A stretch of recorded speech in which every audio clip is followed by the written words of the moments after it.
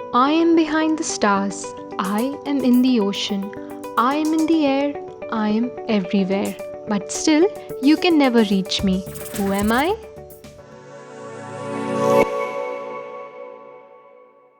What is the biggest number that you can think of?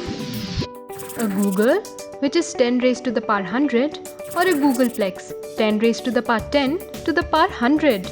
And there is an even larger number like 10 raised to the power 10 to the power 10 to the power 100. That is a Googleplexian. You need more than one universe to write this number. And we can easily create much larger numbers than these. So there is no biggest, largest number. But all of these numbers are finite. We could eventually reach there. But none of these numbers are close to infinity. Because like I said, they are finite. And infinity is not. Infinity is neither big, nor huge, nor largest, nor enormous. It's endless. It represents something boundless or something which has no end. Infinity can be distinguished into three main types: the mathematical, the physical, and the metaphysical. The example of mathematical infinity is the number of points on a straight line or the endless numbers. Spatial and temporal concepts of infinity occur in physics when one asks if there are infinite stars out there or if the universe will last forever. In a metaphysical infinity, there are questions of whether an ultimate entity must be infinite and whether lesser things could be infinite as well. So how did we reach this point? Let's go back and find it out. Infinity is not a new concept to humanity. This concept has been used in the domain of physics and mathematics before. It took mathematicians a long time to get to the definition of infinity. The earliest recorded idea of infinity was in 610 to 546 BC. Greek scientists used the term apeiron, which means indefinite and perhaps infinity. Later, Aristotle in 350 BC also defined infinity.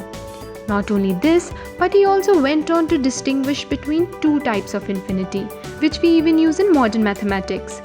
In the 4th to 3rd century BCE, Indian mathematician Surya Prajnapati also used infinity.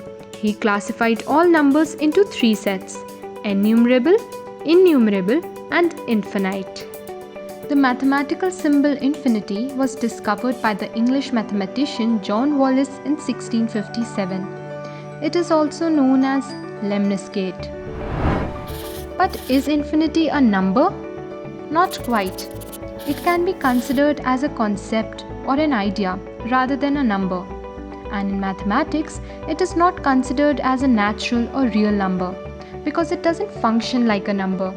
For example, if you add a number, say 1 to infinity, it will remain infinity. Because infinity is endless and adding anything to an endless quantity will remain endless. Not only this, even if you add infinity to infinity, it will not become twice infinity. Rather, it will remain infinity. Similarly, here are some other properties of infinity. You can clearly see here that infinity does not follow all the rules of the number system. According to Aristotle, there are two types of infinity: potential infinity and actual infinity. Potential infinity refers to a procedure that gets closer and closer to but never quite reaches an infinite end. For example, the sequence of numbers 1, 2, 3, 4 gets higher and higher, but it has no end. It never gets to infinity. Infinity is just an indication of a direction. Chasing this kind of infinity is like sailing to the horizon. You may think you see it in the distance, but when you get to where you thought it was, you still see it further away. Actual infinity. Completed infinity or actual infinity is an infinity that one actually reaches. The process is already done. For instance, let's put braces around that sequence mentioned earlier. Now the above equation becomes a set. But that set has infinitely many members. But some infinities can be bigger than others. Sounds weird? In the 19th century, Georg Cantor developed a theory on infinity. But it will take infinite time, infinite space, and an infinite number of videos to explain it.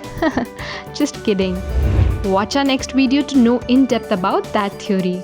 Before we end, here is a question for you. Suppose there are an infinite number of rooms in a hotel. All of the rooms are occupied. Now, an infinite number of new people come to the hotel and ask for rooms. How will you accommodate them? Watch out for the answer in part 2 of this video.